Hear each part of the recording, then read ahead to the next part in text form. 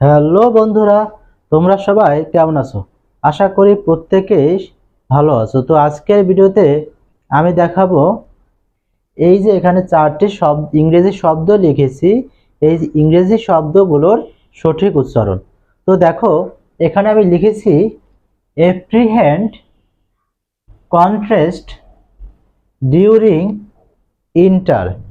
তো তোমাদের কি মনে হয় এই যে শব্দের উচ্চারণগুলো এইমাত্র করলাম, সেই উচ্চারণগুলো কি সঠিক ছিল? না, মোটেও সঠিক ছিল না।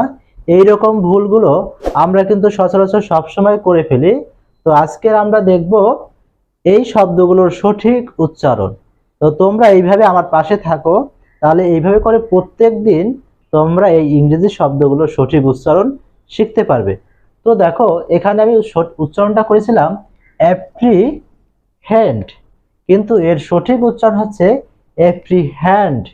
হ্যান্ড হবে না, হ্যান্ড উচ্চারণ হবে, অ্যাপ্রিহ্যান্ড। এর অর্থ হচ্ছে গ্রেফতার করা। এরপরে দেখো, এখানে আমি বলেছি কন্ট্রাস্ট। আমরা কিন্তু অনেকেই কন্ট্রাস্ট উচ্চারণ করি, কিন্তু এটা কন্ট্রাস্ট হবে না, এর সঠিক উচ্চারণ হচ্ছে কন্ট্রাস্ট। কন্ট্রাস্ট অর্থ হচ্ছে বিপরীত অথবা তুলনাও বোঝায়। এরপরে দেখো, এখানে আমি লিখেছি ডিউরিং। কি মনে হয় ডিউরিং? না, ডিউরিং না, এর সঠিক উচ্চারণ হচ্ছে ডিওরিং। ডয়ের অস্বীকার, তারপর ও হবে।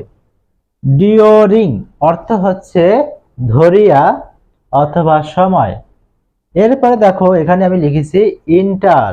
আমরা কিন্তু সচরাচর সবাই এটাকে বলি ইন্টার, আসলে এটা ইন্টার হবে না, এটা হবে এন্টার।